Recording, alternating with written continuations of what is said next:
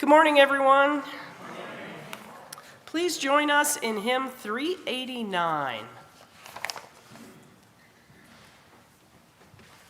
Please rise and bow to your spirit.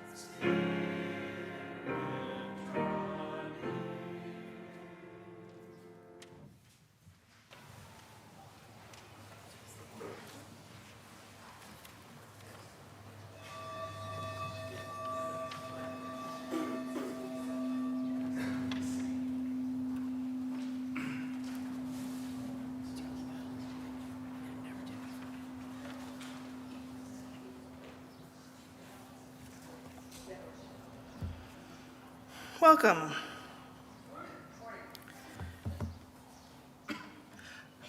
Good morning. Again. I have taken our morning words from a reading by Erica Hewitt I found on the UUA website. It was very appropriate, and I made some adjustments. So to you who are in person today, good morning. And to you who are watching online, hello, good morning. Welcome to St. John's Unitarian Universalist Church. My name is Melissa Rowland, and I serve as your board president, and this morning I'm your worship associate. This is a busy weekend. We have Father's Day. Happy Father's Day to everyone who is a father or has fathered others. Tomorrow is Juneteenth. If you don't know what Juneteenth is, it's a holiday celebrated on June 19th to commemorate the emancipation of enslaved people in the United States. The holiday was first celebrated in Texas, where on that date in 1865, in the aftermath of the Civil War, enslaved people were declared free under the terms of the 1862 Emancipation Proclamation, and it became a federal holiday in 2021. We also have summer solstice, the celebration of the balancing, or the longest day of the year, the shortest night, and the beginning of summer. And this is Pride Week. Happy Pride.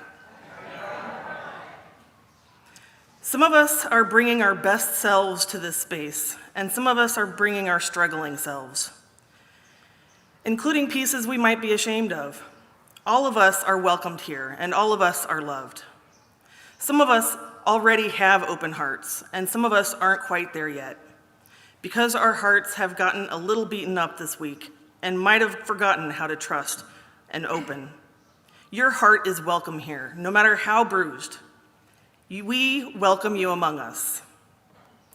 All of us are imperfect, but we're here to drop our defenses and trust that what happens in worship is powerful and life-giving. Together, we affirm this day, and our being together can make each of us braver, more compassionate, and wiser than when we woke up this morning. We welcome you here. For those of you in person, please put your phones in worship mode and join us in the service after the service in Carl Pfeiffer for coffee and conversation. Please stand and open your books, number 6, Just as Long as I Have Breath.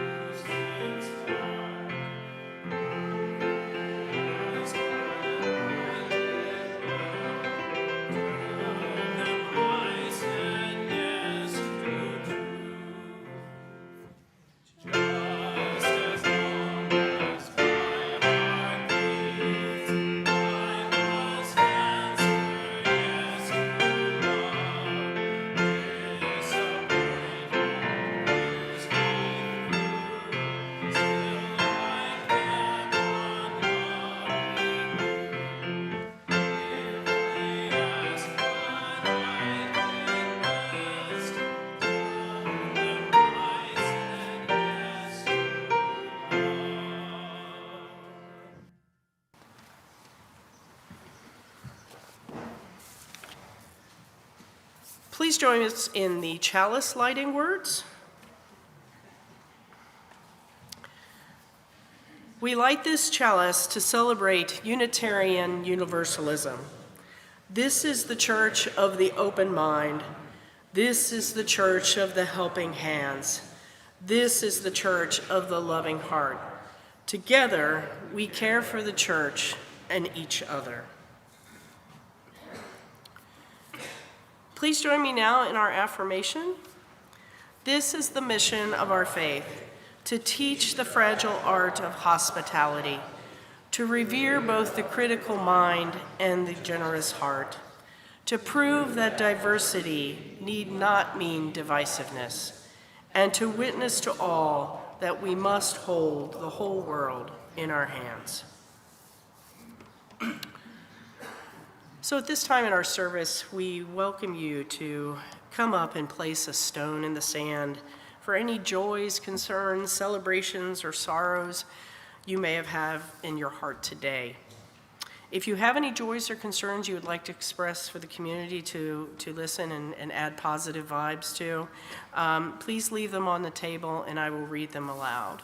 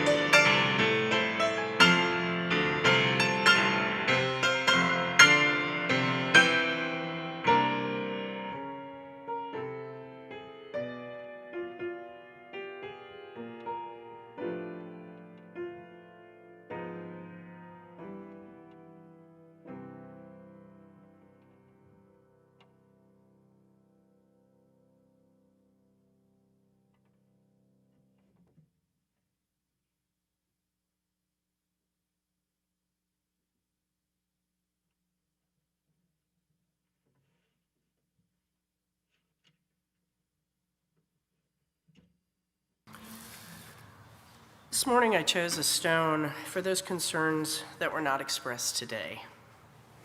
May those worries and concerns that lie deep in our hearts soon be resolved and allow us to experience lasting peace. Okay, at this time I'd like to invite Ashley up for our story for all ages. Good morning. I'm actually going to tell you the story of Father's Day.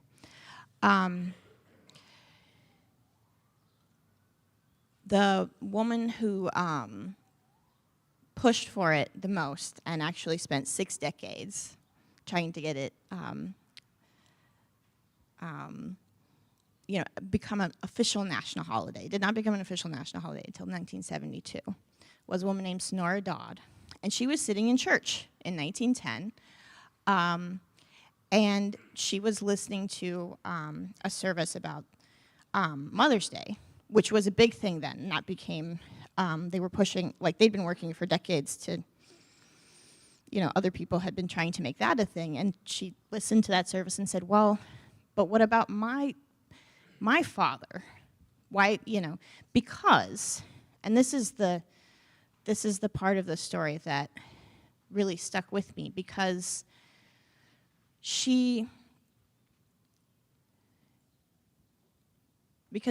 when she thought about the parent that had the most effect on her, she was thinking about her father, who had outlived 2 wives and had 6 children, and at the point that he lost his second wife, said, well, I'm just going to do this myself.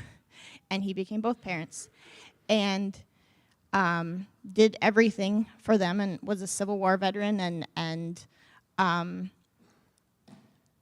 had such an impression on her that she wanted a way to honor him, and spent a lot of decades trying to make that day happen. And the thing about that stuck with me was this idea of thinking about the people who had stepped up and taken care of you and had such an impression on you that it stuck with you for the rest of your life. And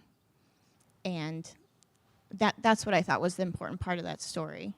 And the people who take care of us and have an influence on us when we're young, and then, throughout the rest of our lives.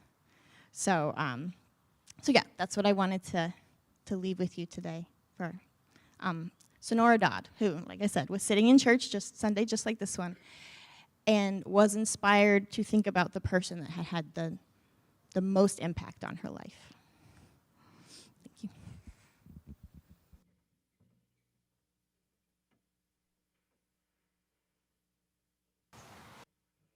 There are to sing out today, but we're going to sing them out anyway.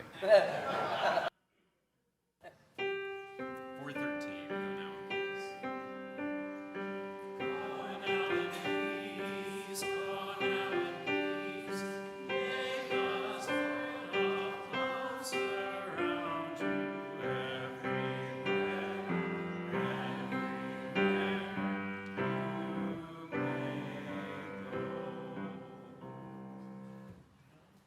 And they're gone.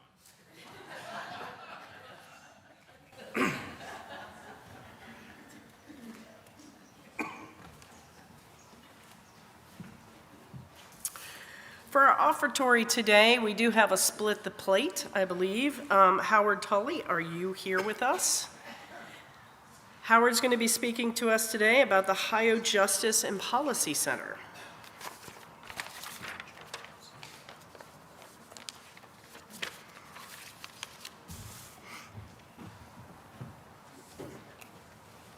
Howard wants to introduce Sarah Estes from the Ohio Justice and Policy Center, who I just learned this morning is a member of First Unitarian.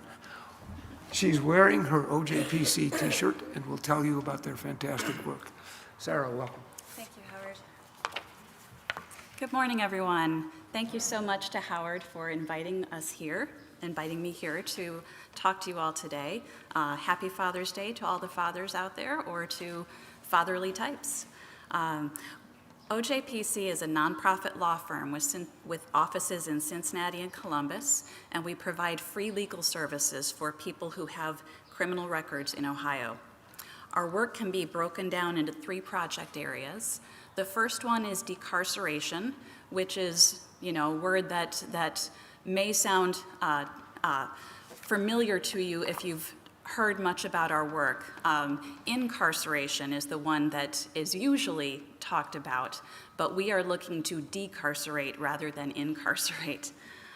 We work to reduce the size and racial disparity of the state prison population. Some of this is done through our policy work at the state level, and a good example of this would be the passage of Senate Bill 256 in 2021.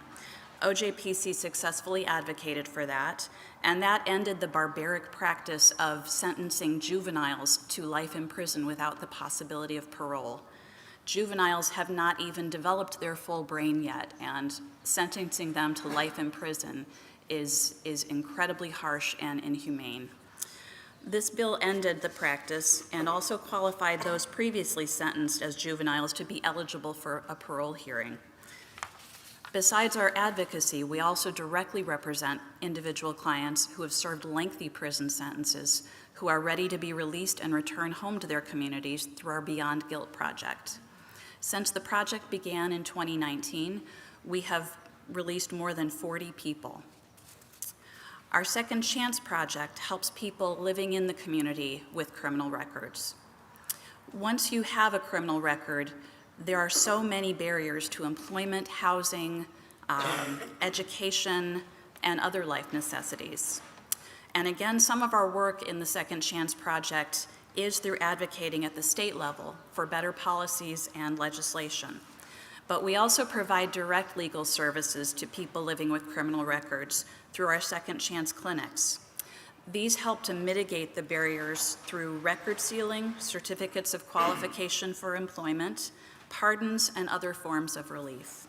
We've done virtual clinics since the pandemic, but this year we're trying to get in-person clinics up and running again and really meet people out in the community that need our support. We partner with other organizations to do these pop-up clinics, and our most recent one, I believe, was at one of the branches in the library. I think it's the Walnut Hills branch last week. Lastly, our Human Rights in Prison project protects the rights and dignity of people who are incarcerated. And that was the project we were first founded on 25 years ago by civil rights attorney Al Gerhardstein.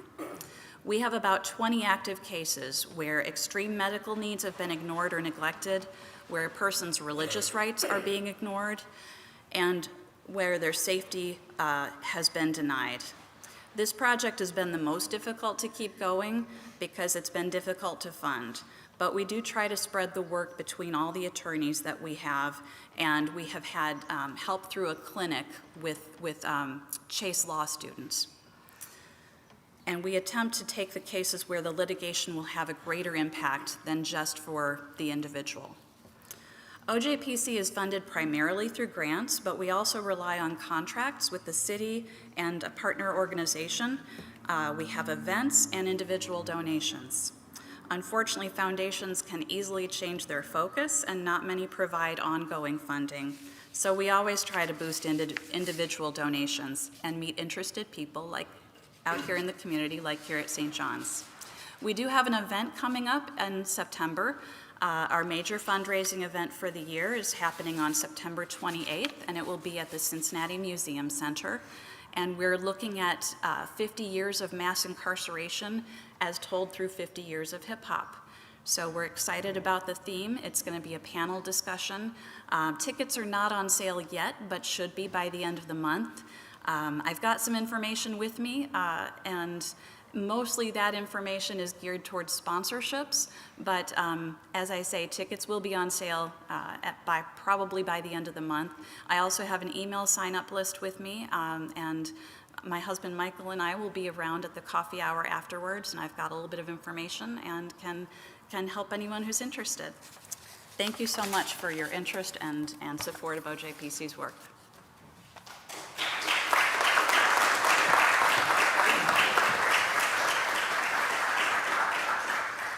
Thank you so much for bringing that to our attention. Just as a reminder, 50% of the offertory today will go to this project, a very critical need in our environment. St. John's prides itself on the split-to-plate donations, so give as the Spirit moves you.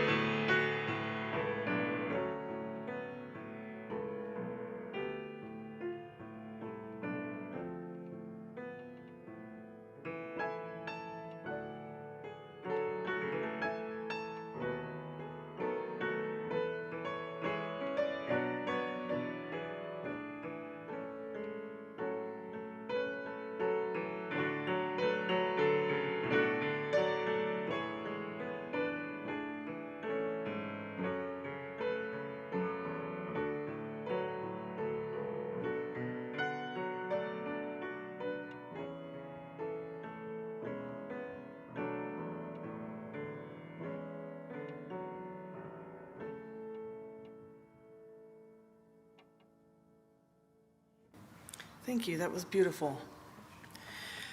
Our reading today was written by Carmen Mariano from Braintree, Massachusetts, and is titled, "Talking is Like Ketchup."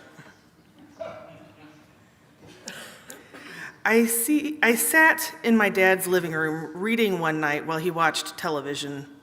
An hour passed before I realized it, and I felt bad for not speaking during that time. I asked if he was okay, and he said yes. Then I apologized for not talking more. "Carmen," Dad replied, "talking is like ketchup. If you like the meat enough, you don't need the ketchup. And if you like the company enough, you don't need the conversation." My dad never earned a college degree, but he was the smartest person I ever knew. We are now going to, where are we? Sing the hymn, yes, and Robert is going to introduce that to us. So this morning, as we were going through this hymn, we should try to sing it as two-part as it's intended. And because when we went through it and we're like, let's just sing the melody, we're like, something's missing. So here's what we're going to try to do, okay? How many of you are familiar with this hymn, Bright Morning Stars? Okay. How many of you are willing to try an alto part today? I got a couple alto. Okay, here we go. Excellent. So what we're going to do is we'll go through and we'll sing the melody so everybody can hear that together. And then we'll go through and we'll sing the alto part so that everybody can hear that. And then I'm going to sing the melody and Stephen's going to sing the alto part and he's going to play both of those and then all you all are going to sing whichever part best fits and we'll see how this turns out. But we will do all 5 verses because it's verse 4 that specifically has the word fathers in it. So we're going to do all of them. So. Here we go, the melody. Bright morning stars are rising. Bright morning stars are rising. Bright morning stars are rising. Day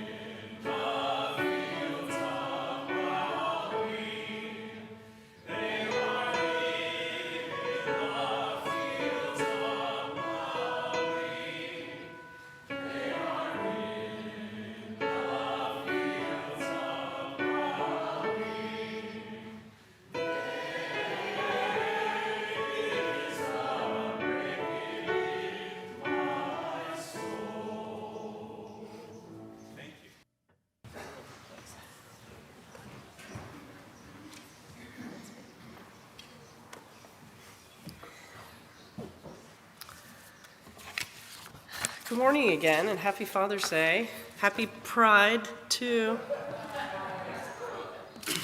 I've been away for a little bit. May and June are kind of a blur to me, even though we have a little bit of June left. I was in India and Scotland. So I think I'm still trying to figure out which time zone I'm in. So, you know, if I start wandering off, you'll know, and Melissa will just kind of knock me and we'll move on. Father's Day, just as Mother's Day, is very important.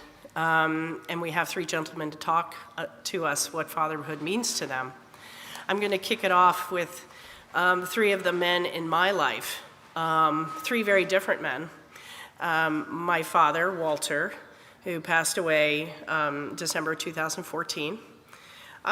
He was a complicated man, not an emotional guy, but in his lifetime he spent 50 years as a plumber on the West Side. All three of these men in my life were service-oriented. They were self-made. You know, not to mean that my dad's plumbing business was lucrative and I'm sitting on top of a mega million industry. I'm not, nor did I want to go into plumbing. So I kind of was a disappointment, I think, but that wasn't an area which I wanted to go. But I knew my dad was proud of me and I knew that he loved me. And even in his last years, I came to realize that even more. As I said, I had a complicated relationship with my dad growing up because he was kind of distant and reserved, but hardworking. He was tired when he got home. So, and I kind of understood that. His father, another Walter, was quite a different man. He was tall. His ears kind of stuck out a little bit. I didn't get that, and that's great. He was athletic. Liked to swim. He played on one of the first semi-pro football teams back in the early 1900s. He was born in 1893. And they were called the Covington Celts or Celtics. Well, way before the Bengals, way before pro sports. You know, probably the Redlegs were probably in Cincinnati at the time. But he played football. He loved to swim, loved going to the beach, loved going to Florida with my grandmother. He also was a plumber, and that's what got started, and he pointed my dad into that spot as he grew older. He wasn't so much of a religious man, but he was a wise man. He tempered my grandmother, who was a staunch Irish Catholic, really well. Because he was Protestant, was raised Protestant. But he balanced her. You know, when she was rigid, he helped bring her a little bit more to the left, right? If we put it in today's terms. Both hardworking men, and I can appreciate that every single day of my life. The last man in my life was my maternal grandfather, Joe Niehaus, and he was a carpenter. He lived out in Coleraine Township, and I may have talked about him in previous sermons, but he was a carpenter. He had 6 children to provide for, raised chickens, wasn't really a farmer, but he was a carpenter, and loved gardening. He was an avid gardener. He would use up every piece of his property to plant a fruit tree, vegetables. Even last time I counted, he was 87 years old and he had like 30 tomato plants in his yard, along with strawberries. So he loved working with his hands and in the earth. Deeply religious man, devout Catholic, went to church every day, sent 2 of his daughters to become sisters, or nuns as we know them. All 3 of these men, and they all had their good sides and they all had their bad sides. Being devoutly religious doesn't mean you have your flaws, right? But all of them wove some kind of fabric into my life, a little string of thread going through that I take from each one of them, and each piece of their behavior and each piece of the way they looked at life. And saying their name brings them here, brings them with me, right? So I'm going to pass this over. We'll go in this order. Matthew Peterson, Bill Lurson, and Charles Spencer. Charles Spencer is going to be joining us via video, which is fun, and Roberta's going to take care of that for us. So Matt, do you want to come up and tell us what fatherhood means to you?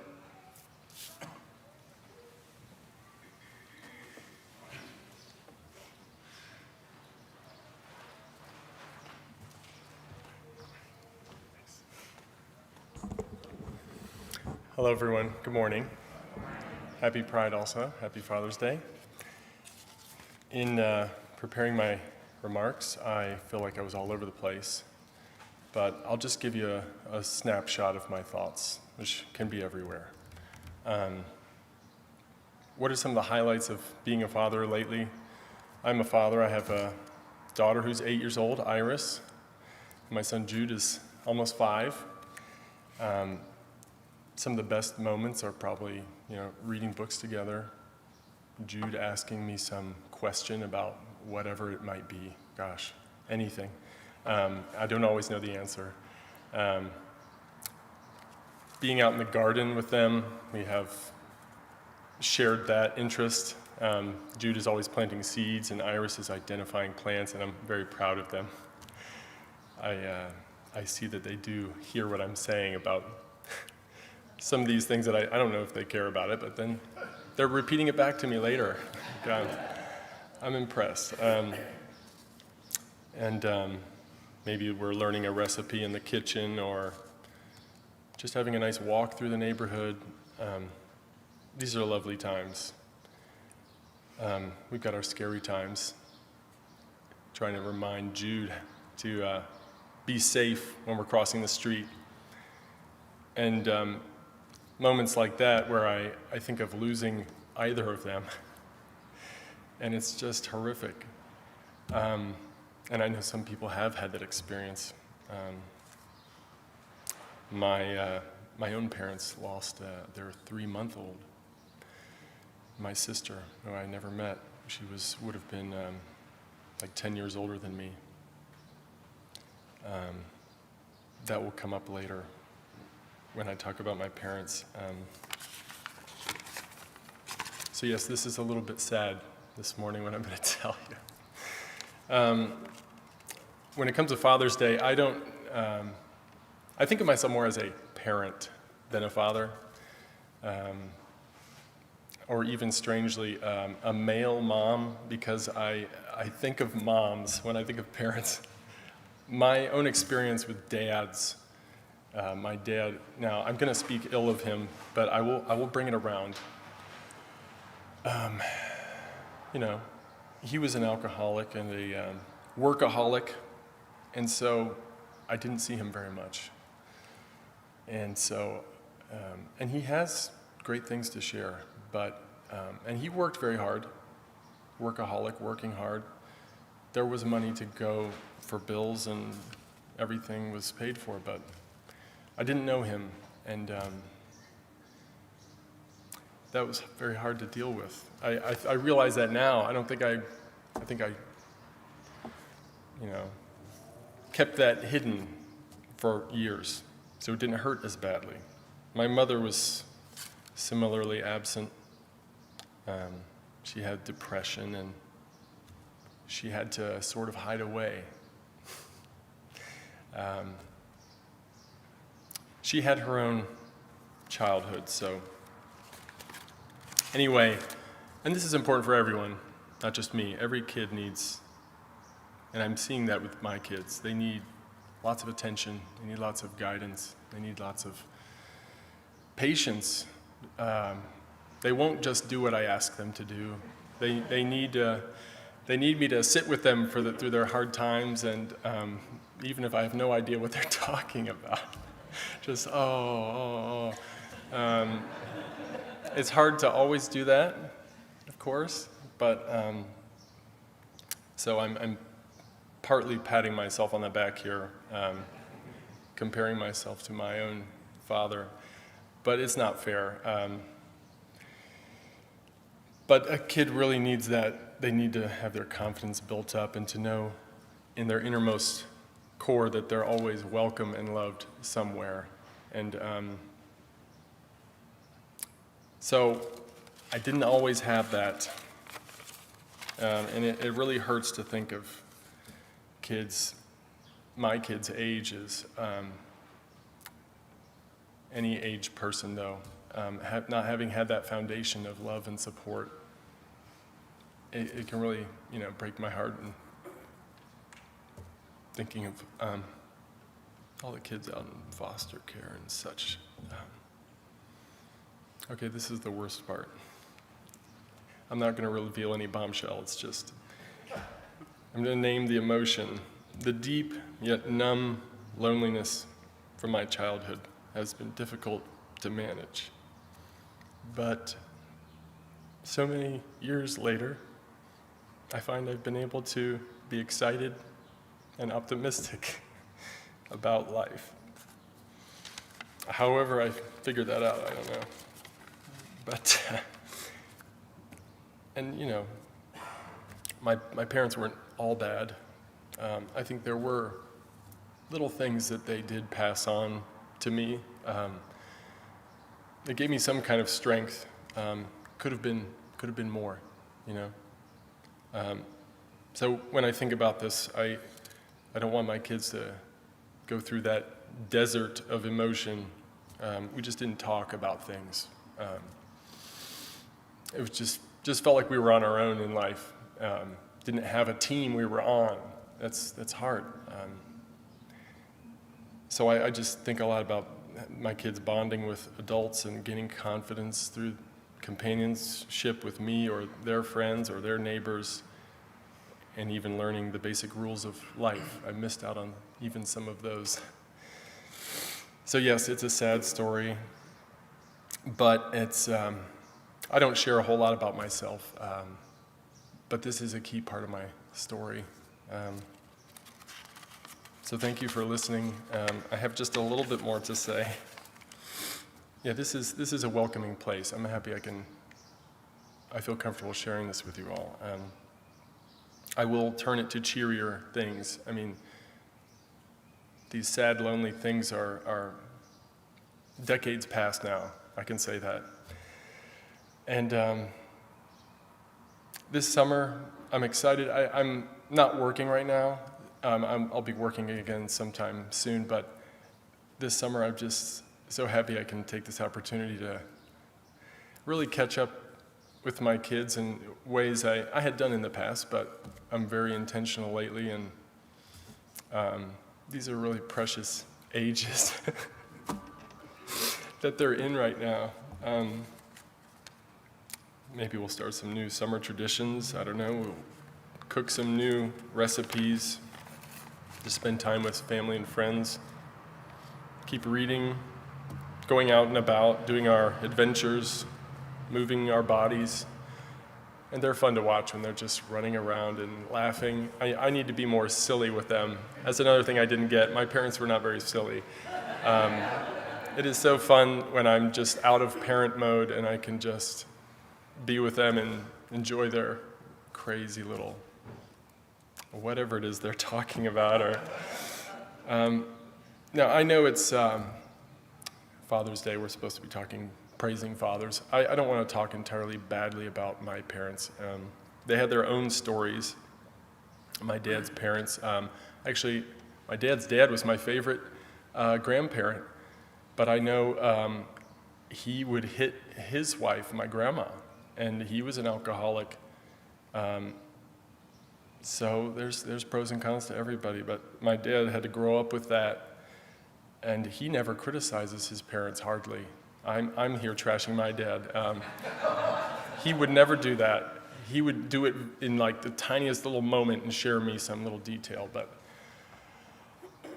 so I don't even know, was his childhood worse than mine? There's no way to say. But my mother as well. She had her own hard times. Her mother was very controlling, and her dad didn't step up for her, stand up for her. So I helped my mom move back to Cincinnati recently, and I saw some baby pictures of my mom. I had never seen those before. And that really made me sad to think of my mother growing up in this emotionally cold house. Yeah, she gets on my nerves, but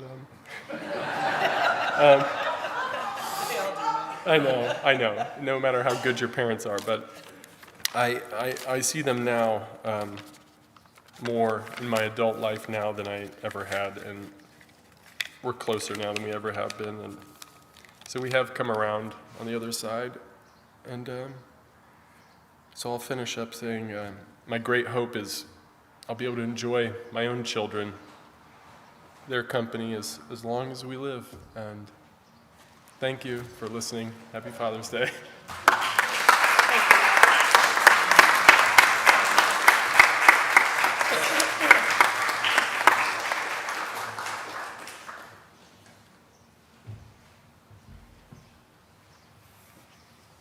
Thank you, Matt.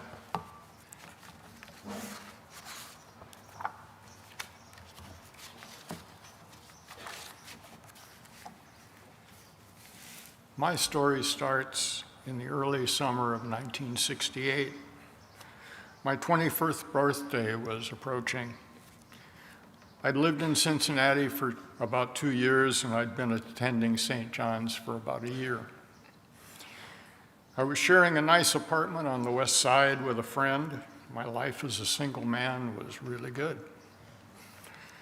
A woman from my hometown of Evansville, Indiana, who I dated in the past, came for a weekend visit. That weekend together didn't go particularly well, and we broke up shortly after. A couple of months later, my world turned upside down. I learned that she was pregnant. This led to much agonizing for both of us. The best of several not good options seemed to be to get married. To be clear, neither of us was in any way prepared to be married. Nonetheless, I became a reluctant husband in September, and I was about to become a reluctant father. We moved into an inexpensive third-floor walk-up apartment in Roselawn. We also started attending St. John's right away and joined in October. The following March, our daughter Amy was born. This began my time as an everyday father, as we both worked to provide for her needs. A better apartment in College Hill followed 6 months later. I remember those days of being an everyday father, sharing Amy's care as a baby, taking her to church and social events in a carrier, later carrying her on my shoulder at a music festival in the country, and shopping at Kroger with her in a backpack. But as you might guess, this marriage didn't survive. After 3 years, we divorced, and my ex-wife and Amy moved back to Evansville. I now had to learn to be a long-distance father. I wanted Amy to know that she had a father in her life, even though he lived in another city. About the only thing I could do was to make frequent visits. I would drive 4 hours after work on a Friday evening to Evansville, stay with Amy at my parents' house, and drive back on Sunday afternoon. This was something I did many, many, many times over the years. When Amy was 6 years old, I got a surprise opportunity to spend more time with her. Her mom asked that I have Amy come live with me for a month that summer. What a challenge.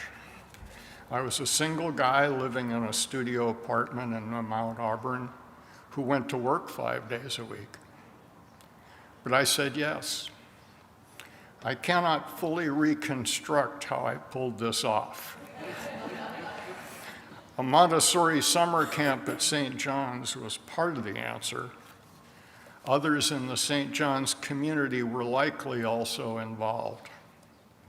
That month of living together was a challenge for us both, but I'm glad we did it.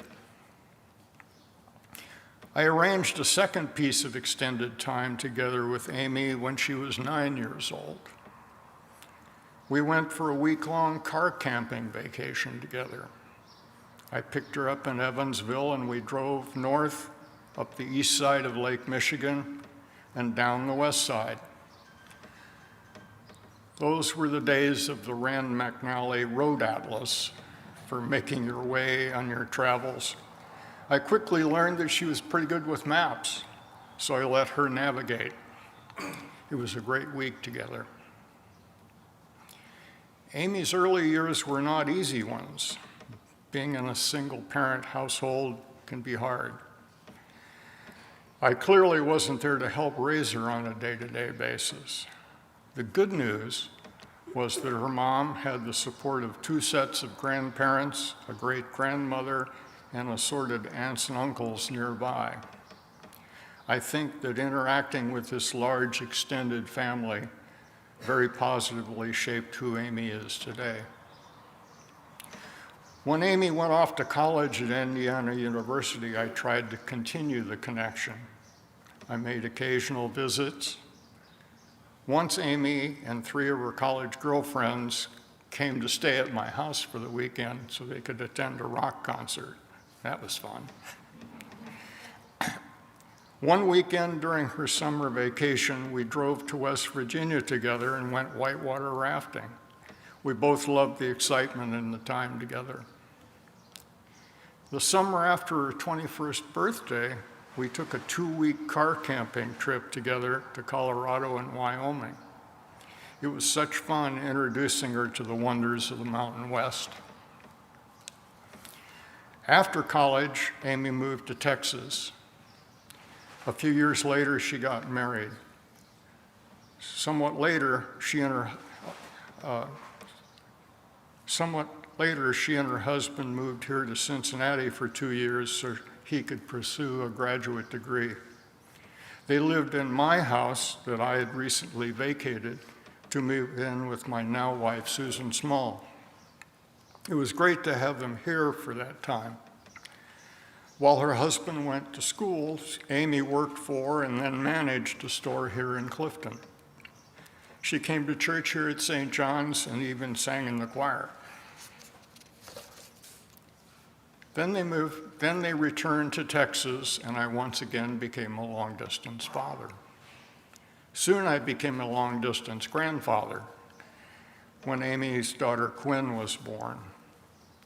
We've continued to be connected, seeing each other when we can. Sometimes I visit there or she visits here. When she visits other relatives in Indianapolis, I will drive over just to see her for a few hours. We've had a couple of chances to vacation together. When Quinn was 13, our 2 families took a short Caribbean cruise. When Quinn was 16, Susan and I drove to Denver to meet Amy and Quinn flying in from Texas, and we drove to a rented cabin in Estes Park and spent the week hiking together in the Rocky Mountain National Park. Our last time together was when Quinn graduated from graduate school in Denver last summer. I am now in my extremely proud father phase. Amy is a wonderful human being and a great mom. I greatly admire her. I kind of would like to be more like her. Over the last several decades, we've supported each other through numerous highs and lows in our individual lives. It's great to have her as a daughter. It's great to have her as a friend.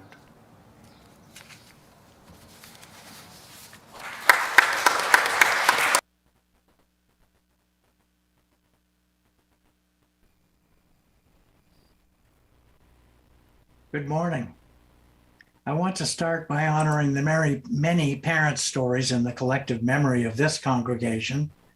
Such memories held by those in the congregation now and in the past are part of who we are. Since I was a young teenager, I always assumed I'd be a dad. I really loved and appreciated my father, and it seemed natural that I would be a dad sometime. I was the youngest son of Donald Spencer, also the youngest of three boys. Dad was 40 when I was born. He died fairly young at 67, 28 years later. I have missed him now for many, many years. Dad was always warm and affectionate toward me. As a boy, I didn't understand how rare that is, in our culture at least. I noticed that there was tension between him and my oldest brother, pretty common for male parents and their male firstborn. And my middle brother was difficult to parent, I think, so he didn't seem to get the warmth I did either. Dad often gave me hugs when we greeted or said goodbye. When I was sick, he'd breathe out with his mouth through my PJs on my back, making a warm pool of healing and safety in the center of my back. It always made me feel better. Dad worked for a couple of years with some help from us boys, planning a 7-week males-only driving trip from our East Coast home to the West Coast and back in 1955. It was my first major journey, pilgrimage, and adventure. The four of us made it a success and a wonderful memory. In 1980, I got married. I had been wondering if I'd have the chance to be a father at all. After about 2 years before we married, soon after we met, Sue and I visited at her home after an evening date. And as I walked into her apartment for the first time, I saw her children, Zach and Anna, then about 6 and 4 years old, asleep on the pull-out bed in the living room. As they would have said when they were older, the cute police should have been called that night. They totally charmed me. I was a sitting duck.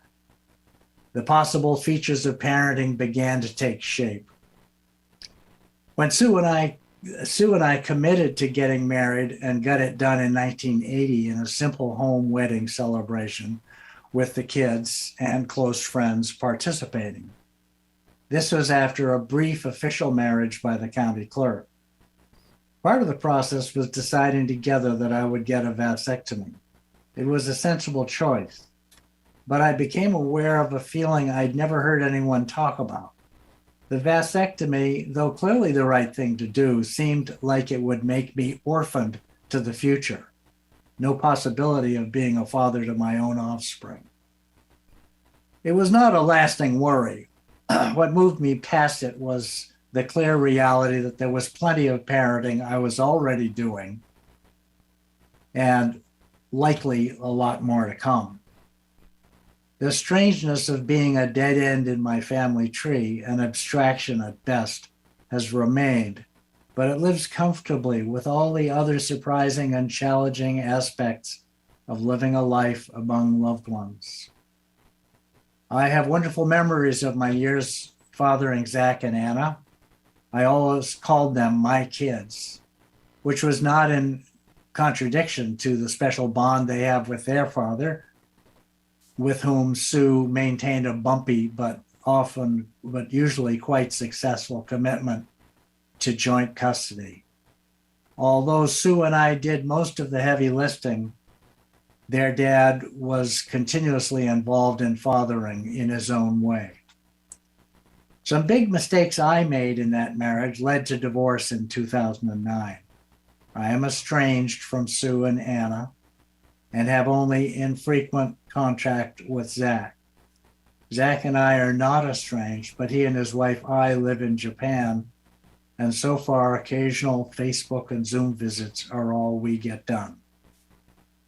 He has always thanked me for my fathering and the responsibility and care I offered, which he felt he did not often get from his biological father. It has been clear for me for many years that the ways we are called to be a parent aren't always up to us. If we show up, keep communication open, and do the right thing the best we can, we will help nourish the love that supports life. And the ways that fathers I know show up to do that always delight and just inspire me. As in so many other ways, given the chance and the resources, we create the families we need.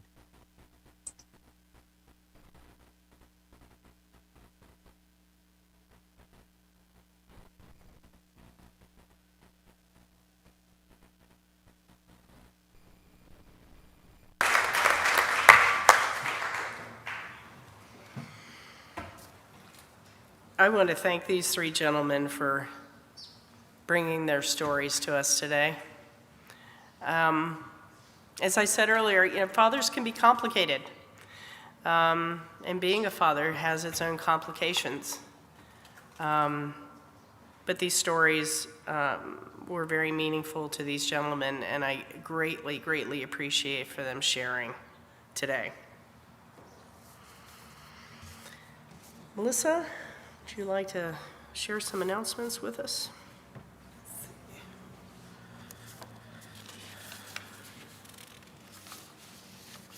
All right, well, in your order of service, you'll see some announcements. Sunday morning forums, we're looking for someone interested in leading a discussion on a topic Sunday morning at 10. If you're interested in helping to organize monthly forums, please contact Pete Asman or Diana Long. Their email addresses are in the order of service. Pride is next Saturday, June 24th. The parade steps off at 11 and people need to be in line at 10. Look for the car with the chalice on top. If you write MJ Pearson, she will send you the exact location of their place in the parade when we have it. Her email address is also located in your order of service. The UU booth has been assigned number 542, and you will find it on the path that starts under the Big Mac Bridge and goes toward the Montgomery Inn Boathouse. We are looking for coffee hour volunteers. Please sign up on the, yes? Oh. Please sign up on the poster board in the Hanley. Also, Gary Cook, who has passed away it's been a month or two now. But we do have his ashes, and we're going to be having a service and an ashes scattering at Heritage Acres on July 1 at 11 a.m. Please come if you're able and honor him.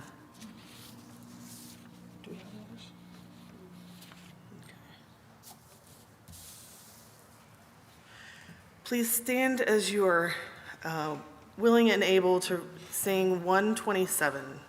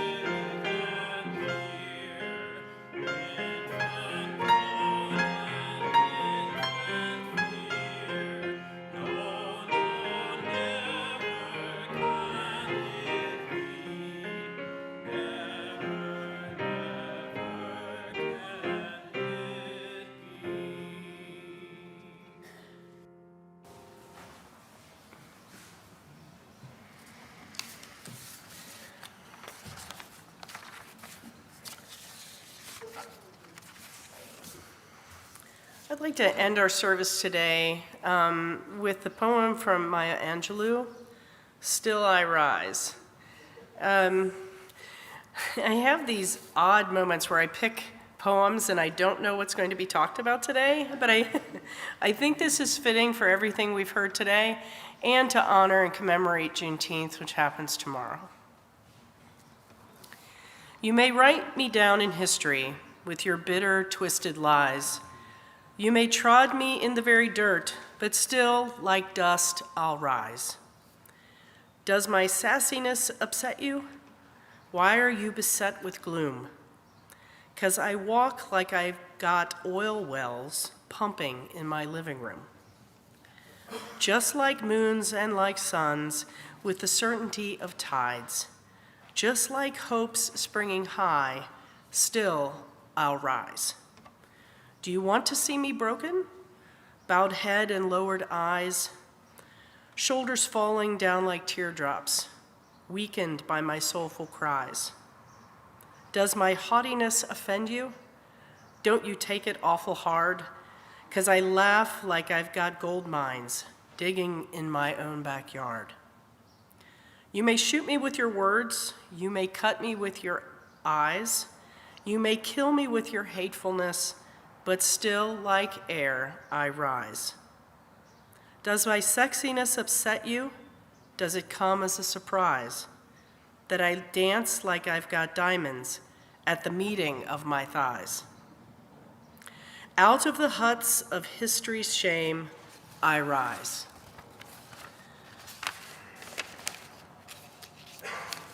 Up from a past that's rooted in pain, I rise. I'm a black ocean, leaping and wide, welling and swelling, I bear in the tide. Leaving behind nights of terror and fear, I rise. Into a daybreak that's wondrously clear, I rise. Bringing the gifts that my ancestors gave, I am the dream and the hope of a slave. I rise, I rise, I rise. Thank you, everyone, for coming today. We appreciate everyone, even you online, and make it the best week ever.